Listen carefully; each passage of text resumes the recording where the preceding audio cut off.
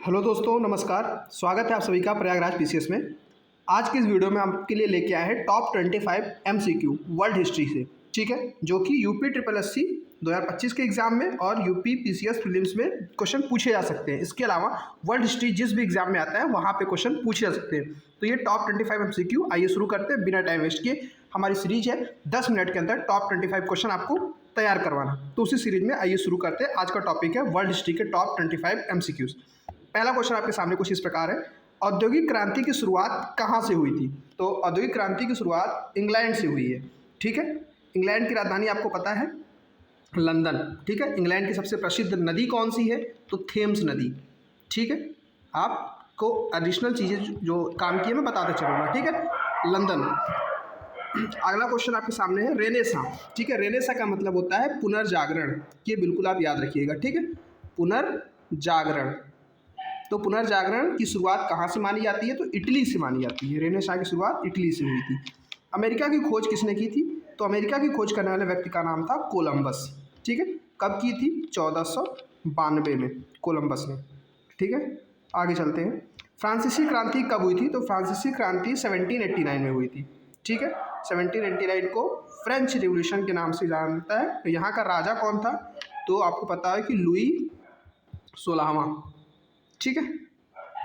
आगे देखता हूँ। मैं ही माफ़ कीजिएगा, यहाँ पे लुई जो है 14वां था। लुई 14वां, 16वां मैं गलत बोल गया हूँ, ठीक है। इसको थोड़ा करेक्ट कर लीजिएगा।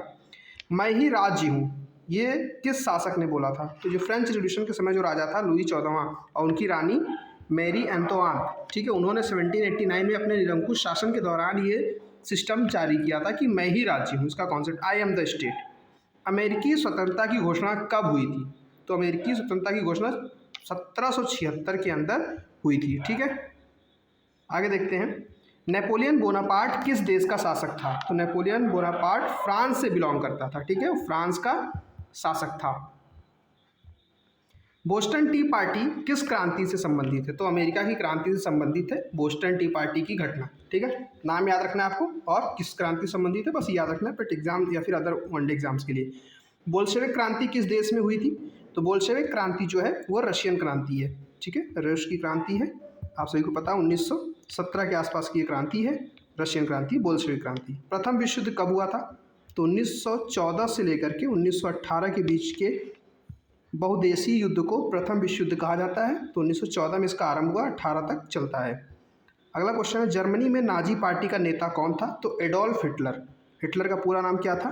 तो आप ये भी याद रखेंगे, एडोल्फ हिटलर, ठीक है। एडोल्फ हिटलर नाजी पार्टी का नेता था।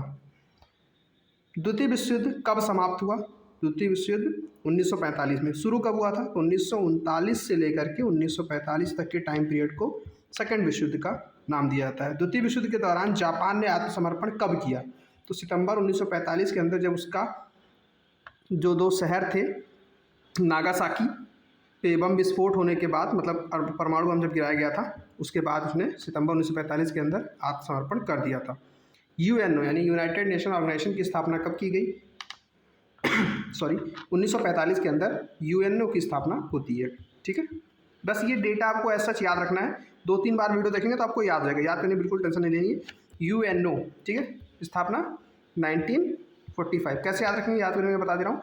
4-5 को जोड़ेंगे तो 9, ठीक है, और 19 पहले, तो 1900 पहले और बाद में बचे हुए 2 डिजिट से 9 बनाना है, तो 45। शीत युद्ध के किन दो महाशक्तियों के बीच हुआ था? ठीक है, शीत युद्ध किन दो लोगों के बीच हो रहा था? तो अमेरिका और रशिया के बीच, मतलब रशिया यहाँ कहने के बजाय यूएसएसआर कहिए आप, ठीक है, अमेरिका और यूएसएसआर के बीच में शीत युद्ध हुआ था। कब हुआ था? 1900, ठीक है, 1900 आप कह लीजिए 90 के दशक में, ठीक है। बर्लिन की दीवार कब गिरी? बहुत इंपॉर्टेंट क्वेश्चन है। बर्लिन की दीवार 1989 के अंदर गिरी थी, ठीक है। बर्लिन की दीवार जर्मनी से संबंधित है और कब गिरी? 1989 के अंदर। मार्टिन लूथर किंग किस आंदोलन से जुड़े हुए हैं? तो प्रोटेस्टेंट सुधार आंदोलन से। मार्टिन लूथर किंग जो है प्रोटेस्टेंट सुधार आंदोलन से जुड़े हुए नेता हैं। क्यूबा मिसाइल क्राइसिस किस वर्ष की घटना है? तो क्यूबा एक देश पड़ता है जो अमेरिका, अगर आपको नॉर्थ अमेरिका का मैप याद हो, मैं यहाँ बनाता हूँ थोड़ा सा, ठीक है, ये सेंट्रल अमेरिका से होते हुए नॉर्थ अमेरिका, यहीं पे छोटे आइलैंड है ना, तो इसी में क्यूबा पड़ता है यहाँ पे। तो क्यूबा क्राइसिस हुआ था, ठीक है, ये आपका रूस मतलब रशिया और यूएसए के बीच की क्राइसिस थी। रशिया ने अपनी मिलिट्री के जो एम्प्लॉयमेंट्स डिप्लॉय कर दिए थे क्यूबा के अंदर, तो मिसाइल क्राइसिस हुई थी। तो 1962 का ये घटना है क्यूबा क्राइसिस, ठीक है, जिसे क्यूबा मिसाइल घटना कहते हैं। सांस्कृतिक क्रांति जो चीन के अंदर हुई थी, सांस्कृतिक क्रांति, उसके नेतृत्वकर्ता कौन थे? तो माओ त्से तुंग, नाम आप देख लीजिएगा, प्रोनाउंसिएशन मान लीजिए मुझसे गलती हो सकती है, माओ त्से तुंग, ठीक है। सांस्कृतिक कल्चरल रिवोल्यूशन।